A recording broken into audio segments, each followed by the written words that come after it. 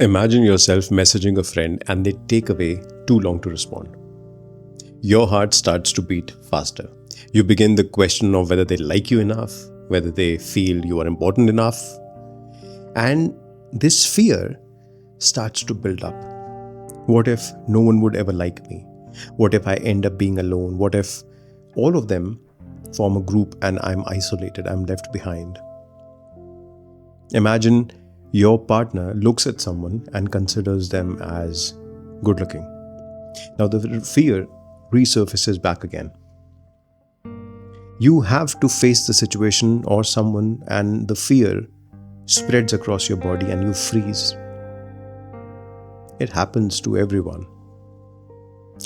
Now the question is, can we manage this feeling of fear? Can we heal ourselves from this? Hello and welcome to Mind Dealing with Bhavish. I am Bhavish Ahuja, a transformational coach and a therapist. And today, let's discuss what can you do to be able to manage and heal fear and other difficult emotions all by yourself. Let me start by saying this. There once was a time when my body also felt like a battlefield. A quiet war raging beneath my skin. There were no bombs, just subtle tremors of fear. Not the kind of fear that yells, but the kind of fear that whispers, the kind that waits until 2:47 a.m. to turn your chest into a drum. And I think I must have done everything. Cold showers, breath work, therapy, journaling, affirmations, herbs, pills, psychedelics, everything. And you know what? You know what scared me the most? That nothing seemed to work really. Until one day when I stopped fixing it and I started to feel it. Now the question is, what if the very thing that you're trying to escape is the very thing that that is trying to set you free? You see, fear isn't just in your head. It lives in your body, in your fascia, in your belly, behind your throat, between your ribs, in the little tremble that you feel when you open your inbox. That's because fear is not just an emotion. It is stored inside your body as a survival response. A loop your nervous system got stuck in. What if every symptom in your body is actually a memory trying to complete itself? What if your anxiety isn't a problem, but a process that was never allowed to finish? What if your body isn't broken, but simply protecting you in the only possible way it knows how? What if every symptom is actually a form of love? Love to keep you safe, warning to protect you. I remember days where checking my bank account, my emails, felt like diffusing a bomb, that much of attention. A friend not replying in time, heart in throat, guilt, shame. 3-paragraph text trying to feel loved again. I wasn't broken, I was just ungrounded. I was just scared. What if you're not broken either, but simply a sensitive soul in an overwhelming world, trying to feel safe the only way you also know how? But here's what changed everything for me, and this might help you too, so I'm sharing. I stopped trying to escape the fear. In fact, I turned towards it with the most powerful force on this planet Earth. That is awareness plus safety. What if healing doesn't mean getting rid of the fear, but learning to dance with it? We often say that I have anxiety, but what if you told yourself you don't have anxiety? Anxiety is passing through you. You're not the storm, you are the sky. You're not the thought, but you are the space this thought moves in, even if the thought is of anxiety. Now, this is not just some random poetry. That's the physics of consciousness. Fear needs identification to be able to survive. And once you stop personalizing it, my fear, and start saying the sensation of fear, you break the spell. You disassociate yourself from it. You're not fear now. You are not scared. You are experiencing fear and fearful thoughts passing through you. What if you're not the prisoner of your emotions, but a loving space in which they are free to move? Your body isn't betraying you. No. It's begging to be felt. It doesn't want to be fixed. It just wants you to hear it. It just wants to be heard. And the healing begins the moment you stop resisting the sensation. You stop resisting the sensation and start relating to it like a messenger, a very kind messenger. Every uncomfortable situation, every uncomfortable sensation is actually your body's way of saying, I have something important to tell you. Just will you please kindly listen? Every single morning, I'd sit still. And not just to meditate, not to manifest, not to do affirmations, but just to meet the tremble, the fear. To feel the tightness in my gut like a guest. I stopped labeling it as bad energy or low vibration or unhealed trauma. I just called it a wave. That's it. And I learned to surf with it. What if the thing that you have been trying to heal doesn't need healing at all? What if it just needs simply feeling it? And I'd close my eyes and say to myself, okay, fear, come closer. I'm not here to fight you. I'm not here to abandon you. I'm here to feel you. I'm not your enemy. I am the space you are free to move in, dance in, and I'm ready to listen to you. Speak to me. Speak your truth. And then you are free to leave me and my body. When you give fear permission to speak, you allow it to express, and then it stops screaming in your ears. It doesn't have to now. When you give sensation a safe space, it begins to melt.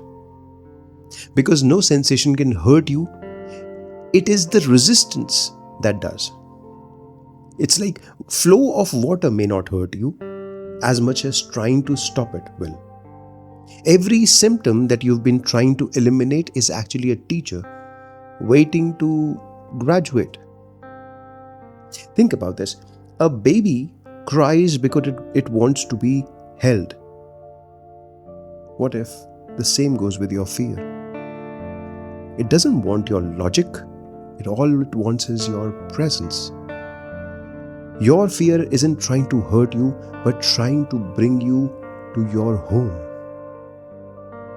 What if every symptom is actually your soul's way of saying to you, pay attention, something here needs love. Some part of you needs love. And here's the secret that I've come to realize after many years of helping people. Most techniques, and I use a lot of techniques, I used to use a lot of techniques in my coaching and therapy sessions. Most techniques, they work, but only temporarily. Why? Because they calm the surface. But if your nervous system doesn't feel safe, your body won't let the fear go. And this fear will resurface again in some time, at some point of time. No matter how much you breathe, you stretch, or you chant. Healing doesn't start with a method. It starts with the message to your body, the message the body receives. And that message is very simple. When your body hears, I am safe now. And that is what unlocks it. The release, that's what opens the body's gates, and that's when the trauma begins to flow out. It flows out like sap from a wounded tree. What if the healing that you've been seeking is simply your body learning to trust you again? Let's try something right now. Place one hand on your chest and one hand on your belly. Close your eyes if you feel too safe to. If you're sitting somewhere, don't do that while you're driving. Take a slow breath, not to control, but just to be. A deep breath. Now you try to find out the most intense sensation within your body. Don't name it yet, just feel it. Let it be hot, let it be heavy, let it be sharp or dull or tight, whatever. Now ask it, what do you need from me? Can I allow you to stay? Can I trust that you will be here to help me and not harm me? And now breathe with the sensation, not against it. Let it tremble. Let it twitch, let it soften and grow. You're not trying to get rid of it anymore. You're just letting it exist. And you're accepting it. And in that, something profound begins to shift. The healing that you have been desperately chasing has been waiting in the very place that you have been avoiding. Remember this. You're not healing fear. You are reintroducing the concept of safety to yourself. Every cell in your body listens. When you stop reacting to situations, to people, and start relating, your nervous system rewires. Your emotional energy unfreezes. Your inner child comes back home. The fear that once felt solid will become water again. And that water becomes wisdom. Every wound you carry is actually a doorway to the deepest compassion towards yourself. What if your sensitivity is not a weakness, but a superpower you haven't learned to harness yet? And I've come to terms with this understanding that I am not the one inside the pain. No.